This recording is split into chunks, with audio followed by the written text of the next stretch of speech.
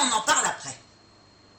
Je pense ce matin à nos amis belges et je les salue car je sais qu'ils nous regardent nombreux à Bruxelles, à Anvers comme à Liège. Ils n'ont pas tous les jours la possibilité sur les antennes de la RTBF cadenassée par le politiquement correct d'entendre des voix discordantes. La censure est présente outre Kievrin. Figurez-vous que le média 21 News a été sanctionné pour avoir publié l'intégralité du discours du vice-président américain J.D. Vance tenu à Munich le 14 février.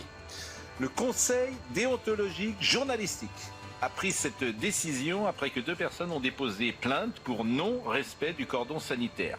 Le 14 février, J.D. Vance avait pris la parole pour dénoncer le recul de la liberté d'expression en Europe. Il ne croyait pas si bien dire. Ouais. Le Conseil considère qu'en relayant ces propos, le simple fait de les produire est une erreur, puisque 21 News n'a pas vérifié si les paroles de J.D. Vance étaient exactes, et si 21 News n'a pas rectifié non plus ce que disait J.D. Vance. Nous en sommes là en Belgique, le ministère de la vérité existe et il s'appelle Conseil déontologique journalistique. Mais, cher 21 News, remerciez ce conseil. Quelle publicité! Amis belges, lisez 21 News. C'est là que ça se passe.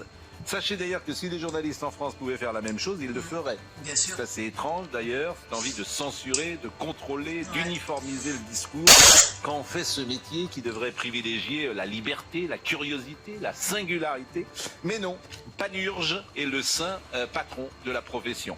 Courage à nos amis belges et amical bonjour à Damien Gillard du Grand Cactus qui nous imite, émission diffusée à la RTBF qui me fait beaucoup rire. Vous venez à Paris quand vous voulez, si vous avez l'autorisation de sortie, hein, évidemment.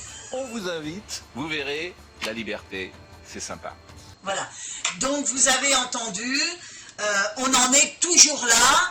La liberté d'expression, qu'alors, normalement, il y a d'autres problèmes. Alors, ceux qui s'attaquent justement à la liberté d'expression, c'est parce que ça les dérange. Parce que la vérité est dite. Et quand on vient dire, par exemple, que pour Naël, c'est le flic qui est en danger, qui est un meurtrier, moi, on m'a toujours appris, quand un gendarme te fait signe d'arrêter, eh bien, tu dois t'arrêter. Si tu refuses d'obtempérer, c'est que tu caches quelque chose et que tu n'obéis pas à la loi et que tu respectes pas la loi. Donc, normalement, c'est comme ça que ça doit se passer. Alors, à partir du moment où tu vas à l'encontre de tout ça, eh bien, c'est de la dictature que tu veux imposer. Voilà. Dites-moi ce que vous en pensez.